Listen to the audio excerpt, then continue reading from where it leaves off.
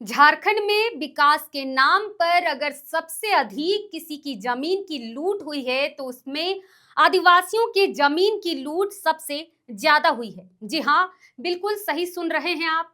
बता दें, आदिवासियों की जमीन के लूट की ऐसे दर्जनों खबरें हैं जो आप आए दिन न्यूज़पेपर, सोशल मीडिया के माध्यम से भी देख सकते हैं, जहां आदिवासियों की जमीन का लूटपाट का मामला आए दिन देखने को मिलता रहता है, जिसमें कभी जमीन दलालों के द्वारा आदिवासियों के जमीनी कागजात के साथ हेरफेर कर जमीन की खरीद बिक्री की जाती है, तो कभी सौंदर्यकरण के नाम पर आदिवासियों की जमीन को लूटा जाता है।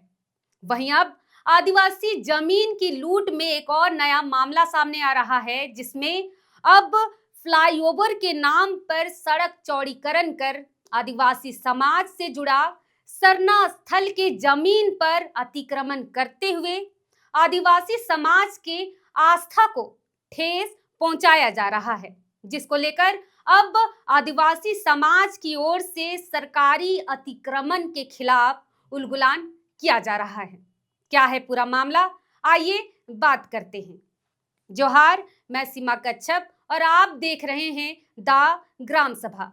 दरअसल यह मामला है राजधानी रांची के सिरमटोली का, जहां इन दिनों फ्लाईओवर का काम चल रहा है और इसी फ्लाईओवर की आड़ में सिरमटोली स्थित आदिवासी समाज से जुड़े धार्मिक स्थल यानी सरना स्थल की जमीन को टारगेट कर सड़क चौड़ीकरण के नाम पर भू अर्जन विभाग के द्वारा कब्जा किया जा रहा है। दरअसल इस पर आदिवासी समाज की ओर से कहना है कि फ्लाईओवर बनाने के बहाने राज्य सरकार और पथ निर्माण विभाग मनमानी करने पर लगे हैं, जिससे आदिवासी समाज की धार्मिक भावना को ठेस पहुंच रही है। क्योंकि जब भी कहीं सड़क बनती है तो तब धार्मिक स्थलों को ध्यान में रखा जाता है, लेकिन यहाँ आदिवासियों के धार्मिक आस्था से जुड़े सरना स्थल को टारगेट किया जा रहा है।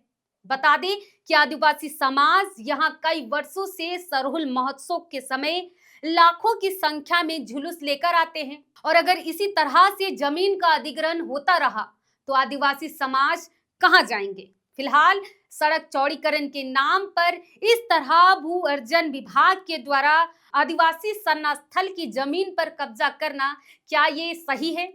आप इस पर क्या सोचते हैं?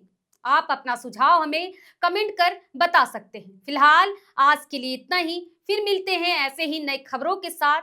तब तक के लिए जोहार।